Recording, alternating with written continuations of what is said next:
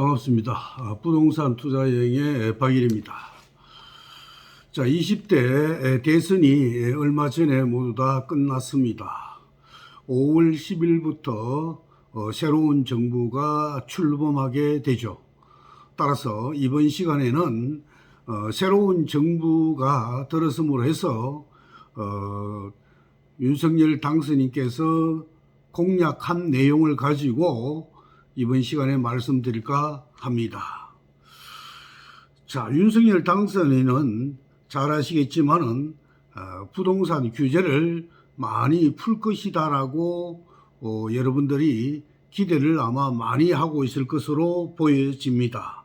그러나 사실은 공약은 공약일 뿐이지 현실에 반영 가능할지와는 다른 문제죠. 부동산 정책은 시장에 예민한 영향을 던지기 때문에 실행 전에 많은 검토가 뒤따라야 됩니다. 따라서 새로운 당선인 측에서 공식적으로 내놓은 공약집 내용을 보면은 여러분들도 어느 정도 잘 알고 계시겠지만은 크게 5가지죠. 먼저 첫째로 정비사업 규제라든가, 두 번째 세금 문제, 세 번째로 대출 문제, 네 번째 임대차 관련 문제, 마지막으로 5번째가 청약 제도에 대해서 구체적인 정책 방향을 어느 정도 예상해 볼 수가 있다고 보여집니다.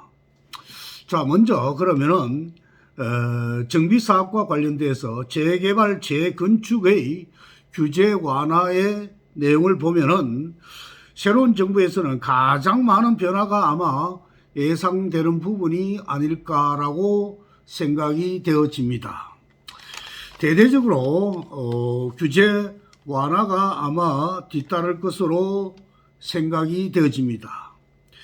재건축 안전진단 기준 완화는 가장 먼저 시행될 것으로 생각이 되어집니다. 당선인은 공약집에서 상당히 구체적인 안까지도 제시가 되어 있습니다. 안전진단은 4가지 항목으로 보여집니다. 구조 안전성은 아파트가 얼마나 위험한지를 보는 것인데 현재는 가중치가 50%입니다. 그런데 당선인은 이를 30%로 낮추겠다라고 공약을 했습니다. 대신에 주거 환경에 대한 가중치는 현재 15%에서 30%로 늘린다는 것이 주요 골자의 내용입니다. 주거 환경은 주차라든가 엘리베이터 등과 같이 생활 편의에 관한 요소들입니다. 따라서 얼마나 안전진단을 진행할 때 얼마나 위험한지에 대한 비중을 낮추고 얼마나 불편한지의 중요성을 더 높이는 방안이라고 생각이 되어집니다.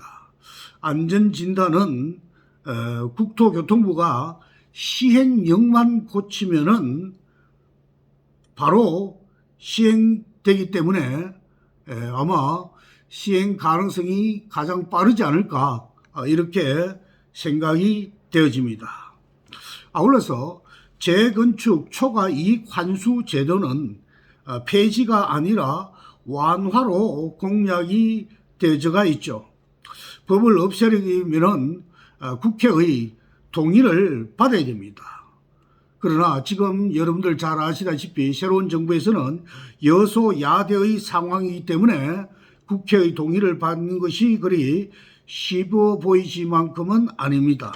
특히 초과이익 환수 제도에 대해서는 헌법재판소에서 재건축 초과이익 환수제 부과에 대해서 합헌 결정을 내렸기 때문에 없애기에는 아마 상당한 부담이 있을 것으로 생각이 되어집니다. 아울러서 당선인은 공약집을 내용을 보면은 재건축 초과이익 환수 제도에 대해서 첫째로 부담금 부과 기준 금액을 상향하겠다라고 했습니다. 또 두 번째로 부과율 인하 등의 방안을 제시하고 있습니다. 하지만 이 역시 마찬가지로 국회의 동의를 얻어야 하기 때문에 당장 쉬워 보이지 않고 시행도 당장은 좀 어렵지 않을까라고 보여집니다. 그러나 그나마 1주택 장기 보유자 감면이라든가 부담금 납부 이연 허용 등과 같이 부과 방법에 관한 부분은 정부가 상대적으로 손대기가 아마 쉬워 보일 것으로 생각이 됩니다. 분양가 상한 제도는 토지비, 건축비, 가산비 산정 방법을 바꿔가지고 완화하겠다는 입장을 공략했습니다. 상한제 폐지는 국회의 통과를 역시 받아야지만 분양가 상한 산정 방식에 관한 부분은 국토부가 바로 수정할 수가 있습니다. 따라서 당선인은 아파트 리모델링 규제도 완화하겠다고 밝혔죠. 그러나 리모델링 수익성에 결정적 영향을 주는 내력벽 철거에 대한 부분은 안정성과 직결될 문제이기 때문에 허용하기가 아마 쉽지 않을 것으로 생각이 되집니다. 또한 1기 신도시의 재건축 리모델링을 활성화하겠다고 밝혔지만은 이 역시 부동산 시장의 자국 우려 때문에 장기 과제가 될 가능성이 높아 보입니다. 개인적으로 생각해 보면 아마 3기 신도시 입주가 시작된 다음에야 1기 신도시 정비에 관한 문제가 대두될 것으로 생각을 해봅니다. 그 다음 두 번째로 세금과 관련돼서 보유세와 양도세의 정상화시키겠다라는 공약에 대해서 내용을 보면은 당선인은 우선 보유세의 기준이 되는 공시가격을 2020년도의 수준으로 완화하겠다고 목표를 제시했습니다. 공시가격을 시세 수준으로 끌어올리는 현실화 계획도 다시 검토하겠다라고 밝혔습니다. 공시가격 문제는 국회 동의를 얻지 않아도 되기 때문에 사실상 접근하기가 상대적으로 매우 편하다라고 보여집니다. 그러나 부유층 세금을 깎아준다는 논란이 붙을 수 있기 때문에 한동안 시장의 동향을 보면서 안정화 상황을 본 후에 조정될 가능성이 높다고 생각이 되어집니다. 아울러서 당선인은 종합부동산세를 전면적으로 뜯어 고쳐야 한다고 주장했죠. 궁극적으로 종부세와 재산세를 통합해서 이중과세 논란을 없애야 한다고 강조를 했습니다. 그러나 이 문제는 국회의 동의를 얻어야 하기 때문에 행정적 문제가 역시 뒤따라집니다. 따라서 당장 통합이 쉽지만은 않다라고 생각이 되어집니다. 따라서 윤 정부에서는 일단 세금 부담 완화 조치부터 꺼내들 것으로 저는 그렇게 생각을 해봅니다. 종부세 부과 기준이 되는 공정시장 가액 비율 동결이라든가 전년도 납부 세금에서 일정 수준 이상 올릴 수 없게 하는 세 부담 상한 강화 등이 아마 제시될 것으로 보여집니다. 또한 현 정부의 상징적인 부동산 정책이라고 할 수 있는 다주택자 양도세 중과에 대해서도 한시적 완화를 공약으로 내걸었습니다. 이 문제는 민주당에서도 동의하는 사안이기 때문에 가장 먼저 시행될 가능성이 높다고 생각이 되어집니다. 아울러서 다주택자 양도세 한시 감면을 제외하면은 세제 개편은 모두 국회의 동의를 얻어야 하는 사항입니다. 따라서 국회의 동의를 얻기 위해서는 어려운 난관이 있겠죠. 따라서 아마 2024년 그때 가야만이 국회에서 아마 통과가 되지 않을까, 이렇게 한번 제 개인적으로 생각을 해봅니다.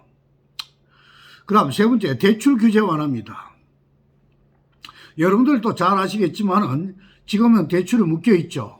그런데 오늘부터 전국의 일부 은행들이 대출을 문턱을 낮추고 있다라는 것도 어떻게 보면은 당선인에 대한 공약 내용을 따르기 위한 것이라고 저는 생각을 해 봅니다. 따라서 묶여있던 주택매매 관련 대출 규제도 완화할 계획입니다. 생애 첫 주택 구입자에 한해서 주택담보대출 담보 인정 비율인 LTV를 80%로 인상하고 실수요자에게는 지역과 상관없이 LTV를 70%로 단일 적용하기로 공약을 했죠. 따라서 다주택자에 대해서는 보유 주택 수에 따라서 LTV 상한을 40%, 30%, 20%로 낮추는 방식을 아마 채택하겠다라고 생각하고 있는 것 같습니다. 자, 문재인 정부에서 대출 관리를 생각해 보면은 훨씬 새 정부에서는 빗장이 많이 풀리는 그런 편이다라고 생각이 되어집니다. 현재는 투기지역, 투기과열지구에서 9억 원 이하 40%, 9억 초과 20%의 LTV를 적용하고 있죠. 다주택자가 15억 원 초과 주택에 대해서는 대출이 전면 금지되어 있는 상태입니다. 총부채 원리금 상환 비율인 DSR 규제 완화 여부입니다. 자, 이 문제가 어떻게 될 것이냐 하면은 아마 당선인은 그동안 LTV 완화는 공언을 했지만은 DSR 완화에 대해서는 별로 말을 하지 않았습니다. 이 점을 우리가 조금 생각해 볼 필요가 있지 않을까, 저는 그래 생각해 봅니다. DSR까지 풀리면은 가계부채 문제가 심각해질 수 있다는 아마 우려 때문이 아닐까 생각이 되어집니다. 하지만 DSR을 풀지 않으면은 LTV 완화만으로 효과를 보기는 어렵다라고 보는 측면이 많습니다. 따라서 규제가 완화될 가능성은 높다고 생각이 되어집니다. 자, 또한 문재인 정부가 2억 원 초과 대출에 대해 연소득 40% 이내로 묶어둔 규제를 5억 원 초과 대출까지 적용 대상을 늘리는 방안이 거론됐지만은 인수위의 측은 검토한 적이 없다라고 밝혔죠. 가계부채 문제를 자극할 위험 때문에 DSR 규제 기준이 5억 원보다는 낮을 거라는 이야기가 나오고 있다는 점도 참고적으로 알아두시기 바랍니다. DSR은 사실상 금융위원회 행정지도인 만큼 법 개정 없이 완화할 수도 있습니다. 그러나 부동산 시장의 자극 우려로 실제 시행까지는 꽤 많은 검토의 과정이 필요하다라고 보여지고 있습니다. 다음으로는 네 번째로 임대차 관련 제도의 개정에 대해서 말씀드리겠습니다. 혼란이 예상되는 대목이 바로 임대차 관련 제도라고 보여집니다. 당선인은 주택임대차 전면 재검토를 공언을 했습니다. 임대차법은 첫째로 임대차 신고제와 두 번째 계약갱신 청구권, 세 번째 전월세 상한제로 구성되어 있죠. 임대차 신고제도의 경우에 시장에 큰 영향이 없고 오히려 음성화된 주택 임대차 시장 데이터를 취합하기 위해서는 남겨둬야 한다는 주장이 현재 많습니다. 결국은 법을 바꿔야 하는 문제는 전월세 상한제와 계약갱신 청구권이 타겟이라고 보여집니다. 따라서 당선인은 임대차법의 기본 골격은 그대로 유지하되 갱신권 4년을 예전 2년으로 줄이는 방안을 검토 중인 것으로 보여집니다. 또 전월세 상한제도 현행 5% 이내로 제시한 상한선을 지자체가 시장 상황에 따라서 3 내지 10% 범위에서 자유롭게 정하는 방안이 현재 거론되고 있는 것으로 보여집니다. 대신에 전셋값을 급격하게 올리지 않는 임대인에게 세제 혜택을 줘가지고 시장 가격 이하로 나오는 민간 임대주택 공급량을 늘리는 방안을 검토 중인 것으로 보여지고 있습니다. 그러나 주택임대차법도 이 역시 국회의 동의를 얻어야 됩니다. 따라서 앞으로 이 법이 개정되기까지는 상당한 국회의 논란이 있을 것으로 생각이 되어지기 때문에 당장 현재 실현 가능성은 미지수가 아닐까라고 생각이 되어집니다. 시장에 또다시 혼선을 일으킬 수 있다는 그런 단점도 역시 부담이죠. 아울러 당선인은 사실상 폐지 상태인 주택임대차 사업자도 일정 부분 부활하겠다고 공약했습니다.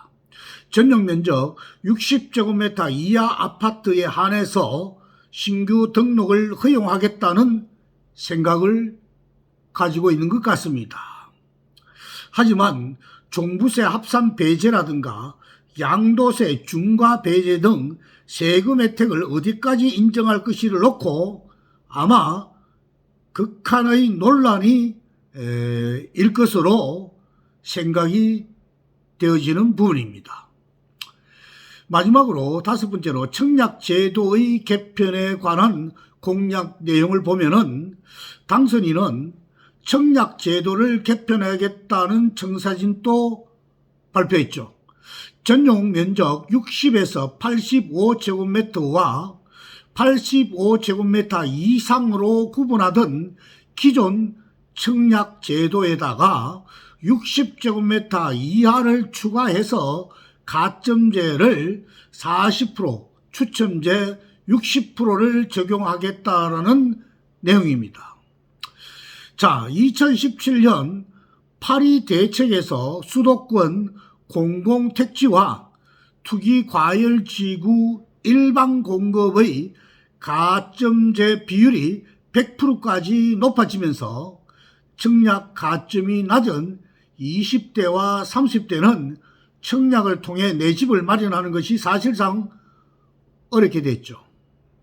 최근 두드러졌던 2030 세대의 패닉 바잉에 현재 청약제도가 일조했다는 것은 아마 대다수 분들이 전부 다 알고 있는 사항입니다. 따라서 당선인께서는 청약제도를 개설해서 젊은 세대에게 일정 부분 가능성을 높여주겠다는 생각이 매우 높은 것으로 보여집니다. 따라서 1, 2인 가구에 적합한 전용 60제곱미터 기준을 새로 만들면서 60에서 85제곱미터 이하 주택에 대해서도 가점제 70, 추첨제 30으로 개선하겠다라는 내용입니다. 반면에 85제곱미터를 초과하는 경우에는 가점제를 확대한다는 방안입니다. 현재 가점제 50에서 추첨제 50에서 가점제 80에서 추첨제 20%로 바꾼다는 것이죠. 오랜 시간 무주택 상대로 청약 기회를 기다려왔던 3, 4인 가족의 역차별 논란을 막기 위한 아마 목적이 담겨 있지 않을까라고 생각지어야 되는 대목입니다. 청약제도 변경은 국토부가 주택 공급에 관한 규칙만 개정하면 되기 때문에 빠른 시간 안에 시행될 가능성이 높을 것으로 보여집니다. 청년층에게 청약 기회를 넓혀준다는 의도에 대해서도 긍정적인 평가가 많다고 보여집니다. 자, 지금까지의 5가지의 새로운 정부에 대한 공약 내용을 말씀을 드렸습니다. 좀 더 구체적으로 간단하게 정리를 해보면 먼저 재개발 재건축 내용은 안전진단 구조 안전 비중을 축소한다는 내용이죠. 이거는 아마 정부 단독으로 국회 동의를 거치지 않고 가능하기 때문에 아마 곧바로 시행 가능성이 매우 높다라고 보여지고요.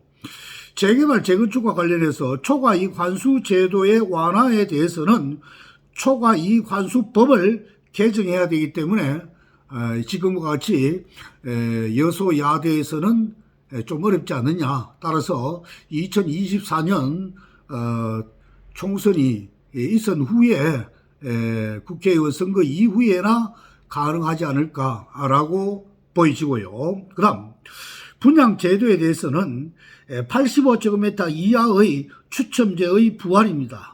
이거는 역시 정부의 단독으로 가능하기 때문에 새로운 정부가 곧 출범하면은 곧바로 시행 가능성이 매우 높아 보입니다. 아울러서 분양제도와 관련돼서 분양가 상한 산정 방식 합리화에 대해서는 이 역시 국회의 동의를 받을 필요 없이 정부 단독으로 가능하기 때문에 새 정부 출범 후 곧바로 시행될 가능성이 높아 보입니다. 그 다음에 대출입니다. 1주택자 LTV를 70%로 통일한다는 내용 등을 말씀드렸습니다. 이 역시 마찬가지로 정부 단독으로 가능하기 때문에 새 정부 출범 후에 곧바로 아마 가능할 것으로 보여집니다. 그 다음 세금 문제에 대해서 공시가격 조정 문제인데 이 역시 정부 단독으로 가능하기 때문에 새 정부 출범 후에 바로 시행이 가능할 것으로 보여지고요. 양도세 중과 한시 배제라든가 공정시장가 가액 비율 인하라든가 이 역시 정부 단독으로도 가능합니다. 보유세, 취득세 세율 인하라든가 재산세, 종부세 통합 등은 종부세, 지방세, 소득세법이 개정되어야 때문에 이거는 국회의 동의를 받아야 할 사항이기 때문에 이 역시 아마 국회의원 선거가 있는 2024년도나 돼야 이후나 가능할 것으로 생각이 되어집니다. 아울러서 임대차 제도에 대해서 말씀드렸죠. 계약갱신 청구권과 전월세 상한제 제도는 임대차 보호법이 개정되어야 되죠. 나아가서 전용 60 이하 아파트 임대차업자 부활 역시 종부세 소득세법을 개정해야 되기 때문에 이 또한 2024년도 국회의원 선거 이후에나 가능할 것으로 생각이 되어집니다. 따라서 여러분들 부동산에 관심이 있는 분들이라면 최소한 새로운 정부가 들어서면서 곧바로 시행될 내용이 어떤 것인지 라는 거와 다음에 2023년도 국회 선거가 있은 다음에의 바뀔 내용을 한번 여러분들 구분해서 한번 생각해 보시기 바랍니다. 자, 좀 긴 시간이었죠. 좋아요와 구독 부탁드리겠습니다. 수고 많았습니다.